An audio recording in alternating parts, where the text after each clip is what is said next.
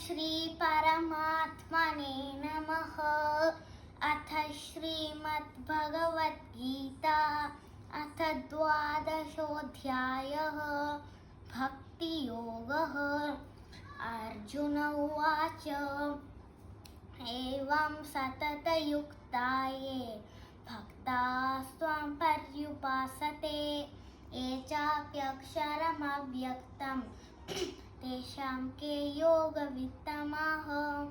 श्रीभगवानुवाच मय्यावेश्य मनो ये मां नित्ययुक्ता उपासते श्रद्धया परयोपेताः ते मे युक्ततमा मताः।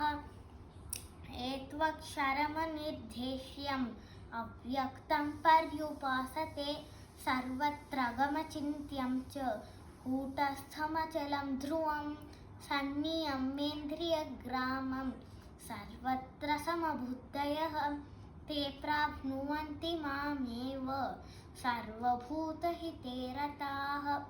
क्लेशोऽधिकतरस्तेषाम् अव्यक्तासक्तचेतसाम् अव्यक्ता हि गतिर्दुःखं देहवत्पिरवाप्यते।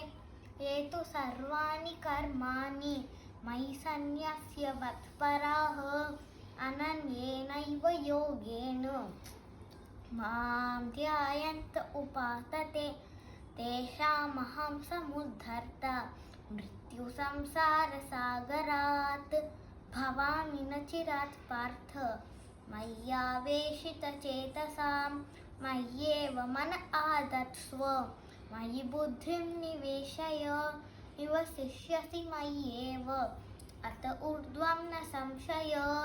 अथ चित्तं समाधातुं न शक्नोषि मयि स्थिरम् अभ्यासयोगेन ततो मामिच्छाप्तुं धनञ्जय। अभ्यासेऽप्यसमर्थोऽसि मत्कर्म परमो भव मदर्थमपि कर्माणि कुर्वन् सिद्धिमवाप्स्यसि। अथैतत् अप्यशक्तोऽसि कर्तुं मद्योगमाश्रितः सर्वकर्मफलत्यागं ततः कुरु यतात्मवान्। श्रेयो हि ज्ञानमभ्यासात् ध्यानं विशिष्यते ध्यानात् कर्मफलत्यागस्त्यागात् शान्तिरनन्तरम्। अद्वेष्टा सर्वभूतानां मैत्रः करुण एव च निर्ममो निरहङ्कारः समदुःखसुखक्षमी सन्तुष्टः सततं योगी यतात्मा दृढनिश्चयः। मय्यर्पितमनो बुद्धिः यो मद्भक्तः स मे प्रियः यस्मान्नो द्विजते लोको लोकान्नो द्विजते च यः हर्षामर्षभयोद्वेगैः मुक्तो यः स च मे प्रियः।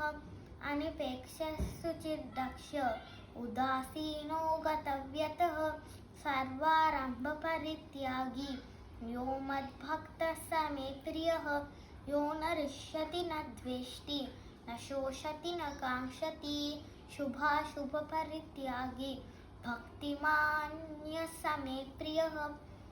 समशत्रौ समित्रे च तथा मानापमानयोः शीतोष्णसुखदुःखेषु समसङ्गविवर्जितः तुल्यनिन्दास्तुतिर्मौनी सन्तुष्टो येन केनचित् अनपेक्षस्थिरमतिर्भक्तिमान् मे प्रियो नरः। एतु धर्म्यामृतमिदं यथोक्तं पर्युपासते श्रद्धधाना मत्परमाः भक्तास्तेतीव मे प्रियाः। ॐ तत्सदिति श्रीमद्भगवद्गीतासु उपनिषत्सु ब्रह्मविद्यायां योगशास्त्रे श्रीकृष्णार्जुनसंवादे भक्तियोगो नाम द्वादशोऽध्यायः।